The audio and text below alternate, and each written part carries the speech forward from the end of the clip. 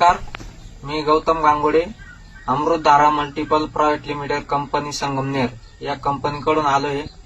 तर आपण आज दिंडोरी तालुक्यामधील बंधारपाडा या गावामध्ये आलोय. तर आपण 2 महिन्यापूर्वी आजींना अमृतधारा कायबेरी ज्यूस हे औषध दिलं होतं. तर त्या औषधापासून त्यांना रिझल्ट कसा आला ते आपण त्या आजींकडूनच ऐकून घेऊ. आजी, तुमचं नाव सांगा पहिले. यमुनाबाई रंगनाथबाई. तर हे औषध घ्यायच्या पहिले तुम्हाला काय आजार होता? मग सांगतो ना, उठता यायचं नाही का, बसता यायचं नाही, मांडी घालता यायची नाही, चालता यायचा नाही, बसून तर सरकारच नाही. स्वयंपाक कराय पाय पसरून, जेवण कराय पाय पसरून, कपडे धुवाय पाय पसरून. पण आता म्हणजे मांडी घालतो.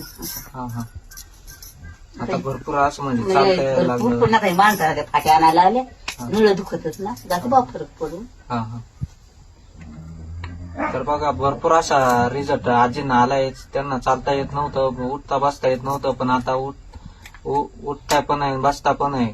खूप असा छान रिझल्ट आलाय आपला कायबेरी ज्यूसचा.